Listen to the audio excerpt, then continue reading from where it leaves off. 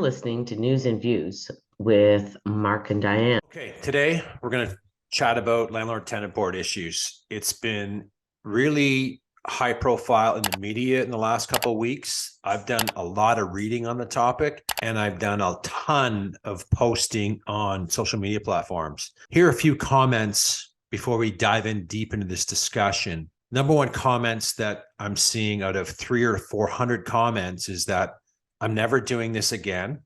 It's been a horrible experience. They've destroyed my house. It took me, the highest that I've seen was 27 months to get rid of them. I'm going to use two hands because there's so many valuable comments here. I paid for keys. I paid $20,000 for them to leave so I could sell the house. I think it was in Chatham or Guelph area. Took a year to get them out, and they destroyed the house, even taking out beams, smashing drywall, kitchens, you name it, did it all. So we talk a lot about housing problems in our province of Ontario today. We talk about why the rents are so high today, because there's lots of demand, and I really feel that the rents are going to keep going higher and higher as the supply gets tighter and tighter.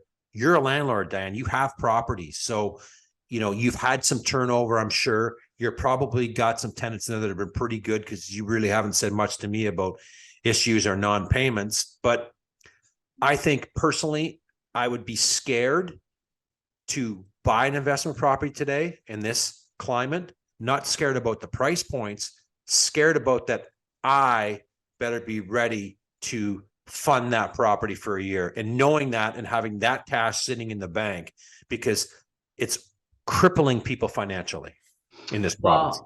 I have had one property that we went through 3 tenants in 3 years. Property was trashed.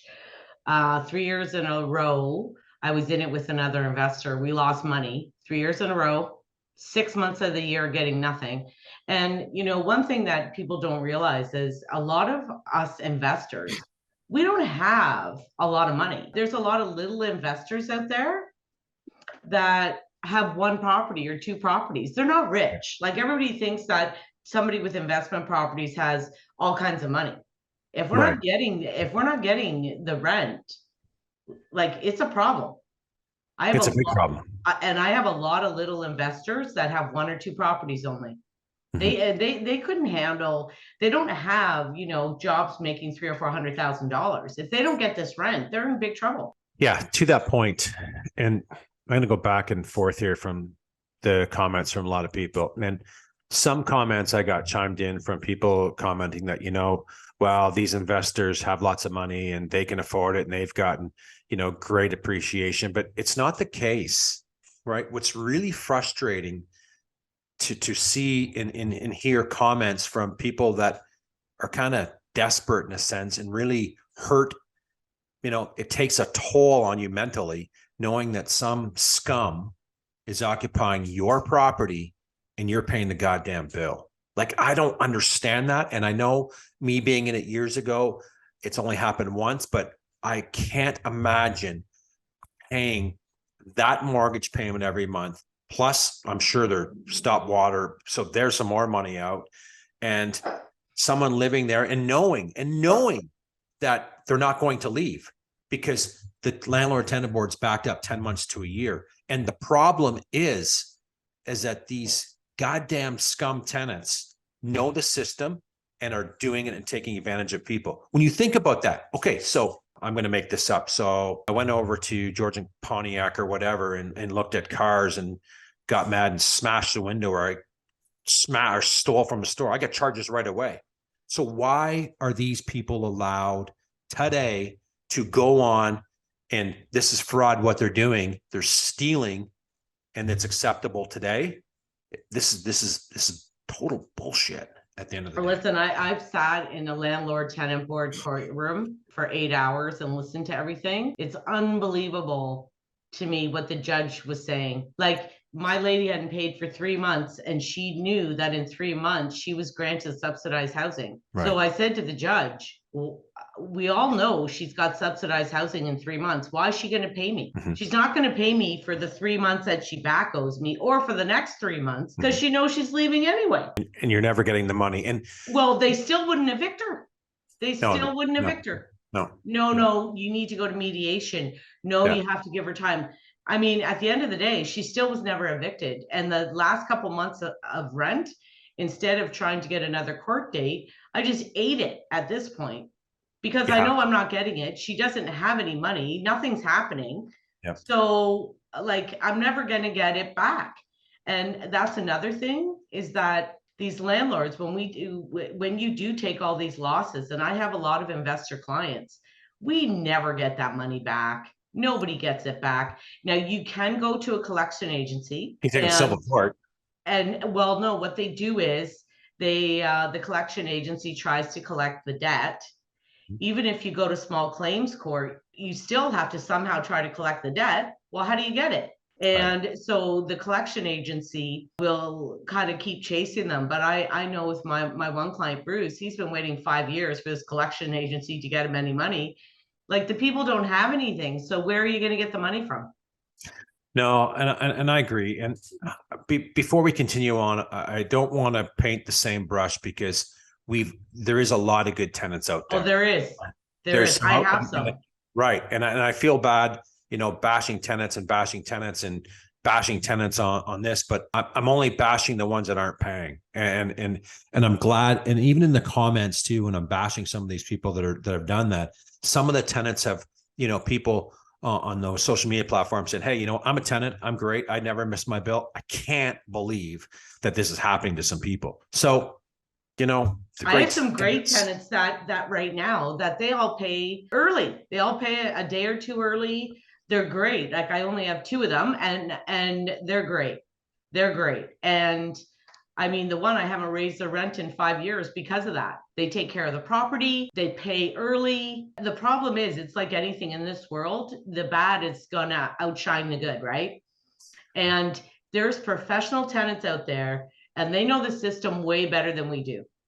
And during COVID, when they shut down they put the no eviction policy in, and there was no landlord tenant board hearings for almost 2 years. Mm-hmm. Now they're backed up like for almost a year. And then you go to court and the guy, my friend's a paralegal. She just went to court 3 months ago. Guy hasn't paid in 6 months. He said, well, I'm retaining a lawyer. Okay, we'll get you a new court date then. It's been 5 more months now because he said he's getting a lawyer. So did he get a lawyer? That they have a court date tomorrow, by the way. Did they get a lawyer? No, he still doesn't have any representation. He just bought himself 5 or 6 more months. That's all he did. That's the problem. And that's right.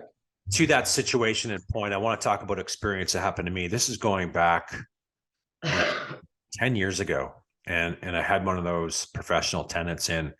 And that was the first part of my experience into real estate investing. In a sense, I wasn't a real estate agent. I just kind of did everything on my own, which was a big mistake and it cost me. But where I'm going with this is of course, first and last comes in, they come in and they look really prim and proper. The wife was well-dressed. The husband wasn't there yet. The two daughters were there, looked great, felt a good feeling to me. Great. Got the first and last and stuff like that. Gave him the keys on Monday. And then I said, I'll come by later on in the week and pick up the checks for the remaining, year. So when I get there, of course, I knew right away I made a big mistake. 2 big German Shepherds. Oh, we had no pets, 2 big dogs. House was just full of personal belongings that wasn't even unpacked. The dude that was there looked like he just got out of, Kingston pen. And I knew right there, wow, what a mistake. I'm going to get to the point. So, of course, non-payment happened, which we know. I got a local paralegal in town. This is 10 years ago. We get a date. And then, I'm going to back that up for a sec. As soon as we had the meeting, me and the paralegal, I gave her the names of the tenants. And right away she says, you're not going to believe this, but I just evicted these people around the corner from your house. So they've already done it once to some tenant for some landlord for several months. And then they're allowed to go do it to someone else. And then we start talking and I asked her, well, isn't there ways to communicate to the public about, these tenants? She communicated to me that they used to have it on my website so people could access and see these names of people that have been, professional tenants not to rent to. Well, she got told by the hires up to remove that, or her license to practice paralegal will be gone. So all that information had to come down. So they're not allowing her publicly. I'm sure me and you can do it publicly, and anyone watching this broadcast and has a name, I'm all in for broadcasting it everywhere and send a picture, because what can they do to me? But so continuing, the suffering has to continue then. So we go to the tribunal, we get a court date. They don't show up, but the mother shows up and she says, get ready, because it's going to get real complicated here now. So I was going, what do you mean, in a sense? So we, you've been to them. So we do our thing. And then the mother comes up, says, I'm representing them today because they were up all night. They had to take their daughter to RVH because of an asthma attack. April flies out of her chair and says, this is a stall tactic. I just evicted them 3 months ago, whatever the timeline was back then, from another property. Don't fall for it. Guess what happens? They stalled. They stalled. It worked. So it bought them a couple more months. Okay. Yep. So then we return, I think it was 3 months later. Meanwhile, not paying rent, you name it. So now I'm probably about 6 months into it, paying non-payment of rent. Show up again. Then I get the eviction, of course, right? I get the eviction of successful, go to the sheriff, spend a couple $100, get it. They go there, great, post on the door, he's gone. So when I go to get the property back, we know where this is going. The property was in disarray. Carpets had to be pulled out, all new flooring, all new paint, probably about 10K worth of damages in there. So now I'm in, this is going back 10 years ago. So now I'm in about 16 to 18,000 in lost rent plus damages. So the neighbor beside me, who I got to know a little bit over the years of owning that property, said they came up in a U-Haul. So I called all the local U-Haul companies in the city of Barrie. I must have got the right one, because she goes, yep, they rented a U-Haul for a couple of days. And I said, would you be so kind to let me know where they're moving to? Because you would have that address. It was on Peter Street. Great. So now I have a location for where they're moving to. Oh, by the way, my appliances were gone, the washer and dryer. So of course I called the police, got the number from the Peter Street. We go there. Police walk into the home, said, sorry, we can't help you. They said they're his appliances. So it's crazy, frustrating to see what is going on in today's rental market for people. I got an article. I think you should post that up there. I'm going to read something that this came out today on CBC. I feel so bad for these when I read these, but I think this is great education. So this gentleman his name is Marco. He is from Collingwood. Went through a separation. They had two properties. So obviously they said, here's your property, here's his property, Marco's. Well, Marco's property was an investment property. So we had a tenant up and a tenant downstairs. He's trying to get access to that property to move in. Right now, this poor guy from Collingwood is sleeping in his goddamn car. He can't afford a place for his own because, one, the upstairs stopped paying for several months. Two, the downstairs doesn't pay either. So he's forced to live in his car. He said it's taking a ton of mental wellness out of his normal life. Winter's, change of weather is happening now. It's getting colder out there. Where's this poor guy going to sleep? And he's not even mentioning anything in this article about when is he getting in front of anybody. So yes, okay, we know why it's backed up, but you know what? At the end of the day, that's a crisis right there that has to be dealt with. And nothing's happening. So these tenants today know the law better than anybody else, feel that I don't got to goddamn pay rent. Screw it. I'm going to live here for a year till I get kicked out and go to the next one.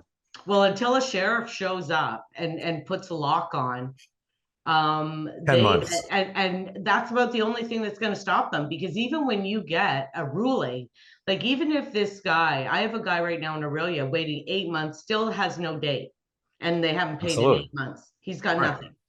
So even if you do get an eviction, they still don't leave. Like until somebody's actually coming and changing the locks and putting the lock on, they're not leaving.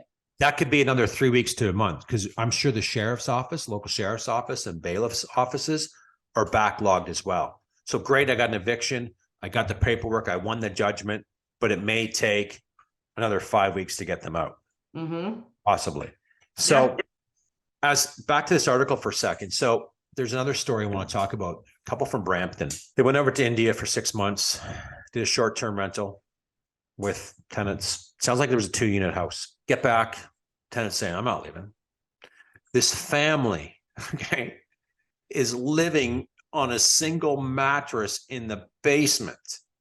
They can't afford to go anywhere because guess what they're doing? They're paying their mortgage because the renter's not paying. Correct. And Mhm. do you know what they're doing for entertainment to save money? They are going to Pearson to watch the planes land Oh my God. because they can't afford to take the kids maybe to a movie theater or Canada's Wonderland or whatever. That is unreal. Then he applied to the board to under extreme circumstances. Guess what the board said? They got to wait in line. No, sorry, your circumstances aren't extreme. They denied it. Oh my gosh. Family living on a single mattress and scum, because I got to call them scum because that's what they are. These people are scum. Living upstairs and this gentleman and family struggling. There's something wrong when homeowners can't access their homes. I agree there's a system and a process, but this system is wrong. It is so wrong, and it's only going to get worse. How long are these backlogs going to get unclogged? I don't know. They're still doing it by Zoom. And that's another thing that I've had issues with tenants trying to get tenants out when my clients have bought the property. And the tenant was like, well, this is my home. Well, no, you know what? Tell me that story, because I remember us talking about, let's take that screen down now. We can get rid of it.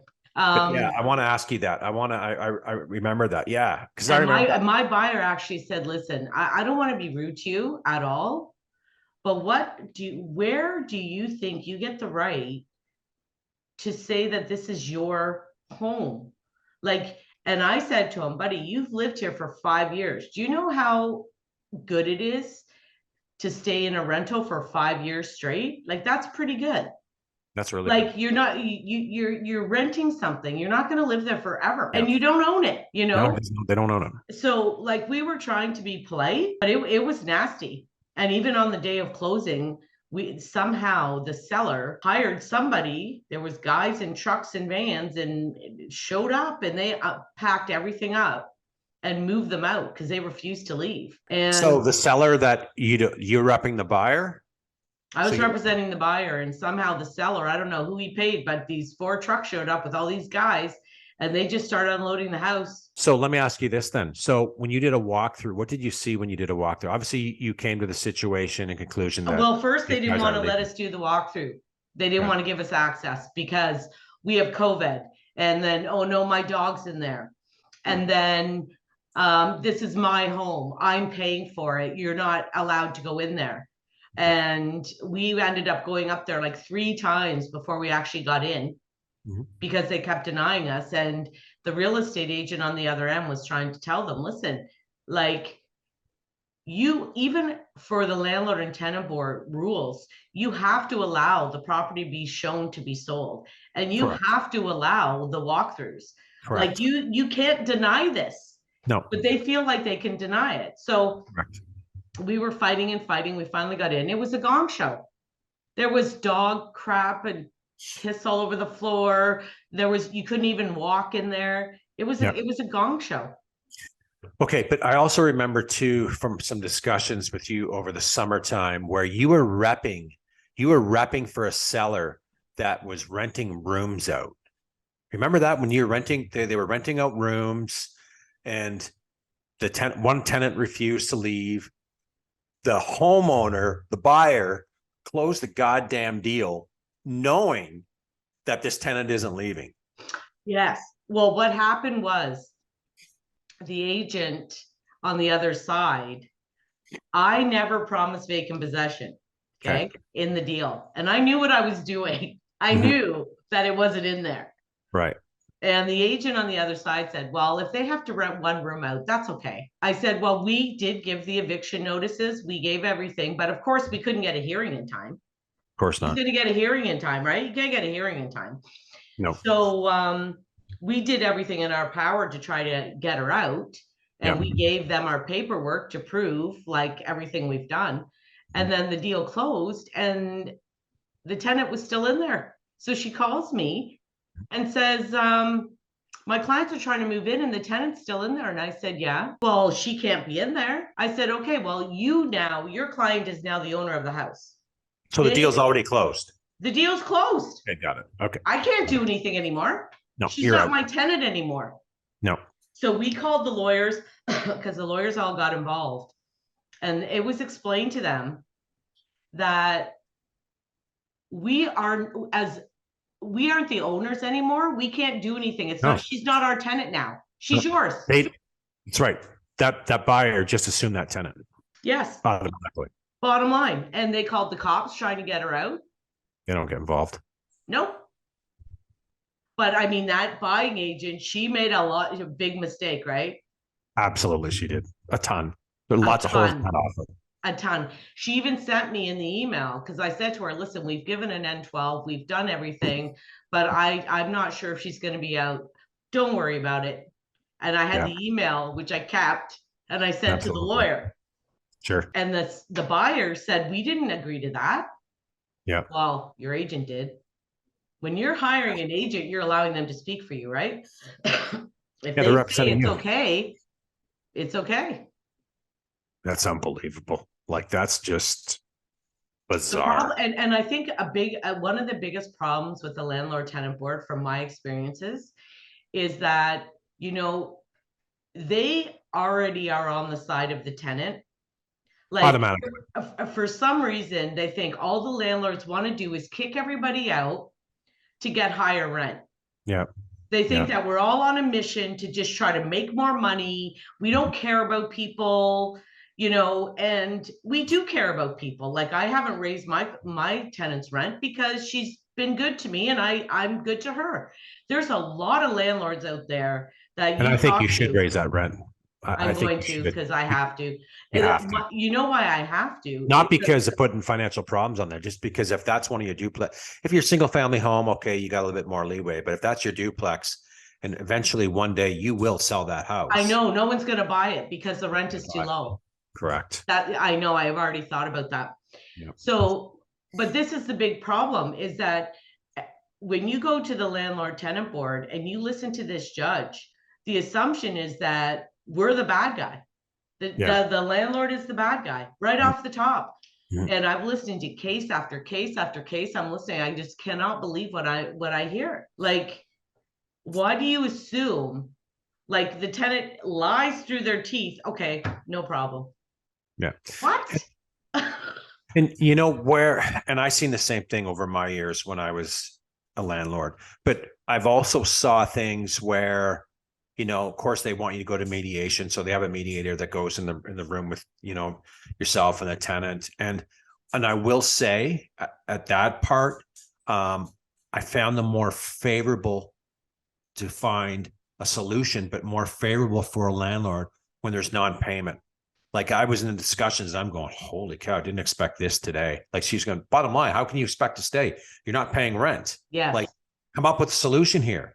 And sometimes we do, sometimes we don't. It depends how far gone we were. And at that stage, from my experience, I think it was only 30 or 40 days. Again, this is 10 years ago. So, but when you get in front of a judge, tenant's number one, landlord, well, they're in the gutter because we're going to throw him or her under the bus. Well, the assumption is that the landlord has a lot more money and is a lot better off than the tenant is.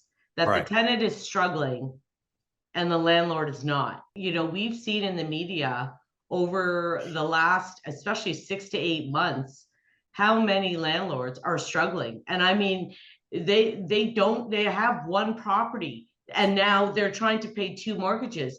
And with these interest rate hikes, if you were variable like I am, my mortgage has gone up $1,000 since January. That's it. And we have a problem when we see guys like Marco living in their automobiles for shelter because he can't afford a hotel room and drop $150, or he can't afford to go and rent an apartment because he's paying the mortgage plus the taxes plus. It's probably costing him 35 to 4K to keep. He can't afford to go anywhere. And I had someone on TikTok the other day said they lost their entire life savings on the rental property. I didn't go into detail, so I'm reading between the lines that they probably, could have bought it at the peak. It's only come down 200K, lost that, plus lost all the rent. It said they had to sell. We lost our entire life savings. We're never doing this again. Where does that person go, in a sense, right? Like, people don't get into the investing business planning to exit within a year. Let's be honest. No. Right? Those people getting into buying properties have a plan, usually saying, hey, you know what? I need to keep this 5 to 10. 10's even better, right? 5's, you know what? You're going to put a dent in it for sure in the mortgage. And, again, we've seen unprecedented appreciations over the years. The last 2 years are just crazy. I would have cashed out too. But, it's just, it is a long game at the end of the day, right? For this.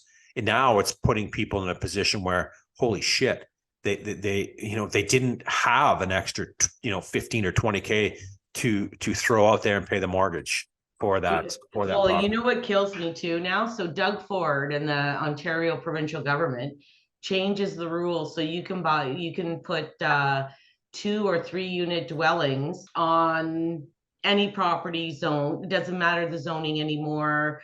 You can put multiple residences without all the red tape. They're going to take the part of the development fee off. Okay, because we need housing, because 250,000 people are coming to Ontario. We need all this stuff, right? Mm-hmm. Who the hell wants to get into the rental market? Okay, so they have made it so difficult for landlords. Who is going to even bother to do this now? Because nobody wants to be in the rental business. Not right now, because it's only gotten worse and worse and worse and worse. So that's a point. We look at all these problems with the housing, not just the rental game, with even supply issues in the housing. It takes years to get a shovel in the ground and millions of dollars for these builders to go through it before anything happens. And there's so much cost there. They're going to the end user. It's being passed over to the buyer. So at home is so much money to obtain. And then why are they going to go and buy an investment property and roll the dice in a sense and hope they goddamn well pay the bill? Like, I know when I was doing this back, God, I think I bought my first rental property was 2005. I'm going to tell you, I was a lot younger and a lot stupider then. I rolled the dice and I bought multiple properties in a 3-year span. I think I was up to 6. And how I did that, you'd never attain that today. That would just be impossible. Back in the days, lending was a lot more looser, for one, but they didn't know what I owned. So I would walk right in. This is a true story. I went into Mike Bentham's office at RBC. This is, again, 2005. Hey, Mike, I want to buy a property. I got no money to put down, though. No problem, Mr. Turcotte. Grab a seat. Let's check it out. I was in real estate as a salaried worker, made decent money. Credit was impeccable. Next day, Mike gets back to me. He says, can you afford 1% down on legal costs? Because I got an approval for you. Absolutely. So that was a third property. Great. Then I kept doing it. And then sometimes I had to put a little bit down, but it was very little investment. But I can tell you right now, if one of those tenants didn't pay rent, I was screwed back then. Because I was a salary job. I didn't have a plan B. I was young. I was in my low 30s. I said, screw this. These properties are going to really help me out down the road. It's worth the risk. But it was a bonus. No one could do that today. But again, Mark, if I try to buy a property today, another property, I haven't bought in years. And let me tell you, it's like a 60-page scan here now. They want 3 months of bank statements. They want every single transaction in your bank. They want to see all the rent from all your stuff. They want to see your 3 years of notice of assessments. They want to see your up-to-date current. Like, I mean, honestly, it was 50 or 60 pages, no word of a lie. Yeah, it's crazy. And they want 20% down, and you can do private money and try to finagle things. There's ways to get around things, but even private money, it's too expensive now. Oh yeah, you can't do it anymore. So No. like, I don't understand where the government is coming from, because they want to stimulate the economy and they want to get people to do multi-residential things like 2-3 unit. Well, who's going to do that at this interest rate as well? Their mortgages are so high that the rents aren't covering. You're not making any. You know, I saw a house that sold. I think Kobe did them. I think it was on Arda. There was a couple semis he did. He did a semi there, and they were legal. So 3 bedrooms up, 2 down, legal. I think it might have been Brady. Maybe. Yeah. Nice looking property. And Yeah. it had that third suite, that garden suite in the back. So the other day I saw it on the board. It was listed for 1.1. They had offers on that property. 1.1 for 3 units. Okay, but the garden suites are getting over $2,000 a month. Right. I think the cash flow should sustain that for sure. Right. But again, how many investors can afford? You know what? Investors aren't buying that. You know who's buying it? Who's buying it is a mom and a daughter who has a single mom with a couple kids. And the mom lives in one, the daughter lives in another, and then they rent out the garden suite. Or the mom lives in the garden suite, the daughter lives upstairs, they rent the basement to help with the mortgage. Yeah. I see most rental properties these days, investors aren't buying them. Yeah, they want them owner occupied. And that's a good point, because when you look at the board and you see what's available out there, all those properties are tenanted. They've been sitting for months. No one's buying that. No one's buying that. No one's buying that headache. And even with some of the higher rents, I mean, I think some investors would probably, but when you see a vacant duplex on the board, it's gone. It's gone within a week. So do we know who the buyer is? Well, it's either an investor or it's probably a mom and, a young couple saying, hey, you know what? The only way we can get in here is rent this basement out. Well, I've talked to a lot of agents that are selling those. Yep. And they're owner occupied. They are, because a bank mortgage approval, if it's a legal duplex, they'll count the income. Correct. 100% of the income. Yep. So if I can't afford the house on my own, if I'm getting $1,800 from the basement, they count that towards the mortgage approval. Right. If it's not legal, they won't. So I know a lot of agents that like their clients had to have a legal duplex or they couldn't buy a house. Correct. So what would you say to new investors today as your clients? How would you safeguard, or what would you recommend for someone that's maybe getting into this for the first time, in a sense of screening? We all know about the screening, but the screening can be manipulated. The articles. You know what I suggest now in the market, the way that it is right now, what I would suggest is pay the 1 month's rent and list it on realtor.ca. No agent is going to bring you a tenant unless they've already been pre-approved. They know their credit's good. They know they have good income, job, like security. If you try to do it yourself, there are some really good professional tenants out there. They know exactly how to act, what to give you. Call the references. It's their best friend. There's no point in calling. That's the thing, right? And that's where we're seeing a lot of these newbie investors get hurt. You know what I do? Because I put these comments out, and to your point, hire a professional. I'd even take it a step further. I'd probably hire a property management company. That'd just be me. But anyway, you know what I do? With one property, it doesn't really make sense. If you're just to find the tenant, though, just to find the tenant, right? Either you hire a realtor or you hire an agent. You hire somebody. Got that experience to do it. But you know what I suggested out there too to some people, because they've asked for my comments. I would go to their place of employment unannounced to verify that they work there and speak to somebody. I would, on the application, we're going to see where they live. I'd go unannounced, knock on your door. Oh, by the way, I just wanted to give you, an information about insurance companies that you should have in house insurance, content insurance on. So it gives you an idea how they live. Third thing, I would take this a step further, and I would knock on neighbors' doors. How many nosy neighbors in their neighborhoods that knows, oh God, there's trouble at that rental property. They've had numerous amounts of Yeah, problems. just like the Tell you SWAT the thing, story. the big Right. SWAT thing that just happened at my client's rental Yeah. property last week. Like, it's crazy. You gotta do different things and think outside the box today, and not obviously the traditional way of verifying or vetting a prospective tenant isn't working. To some degree, it's not. They're still slipping through the cracks. You need a professional, You really, need a you do. professional, and I think we should probably end it at that note. And I hope that some investors that are getting into this game take that advice. Hire people to do this for you. Don't do it alone. Exactly. That's a wrap. See ya.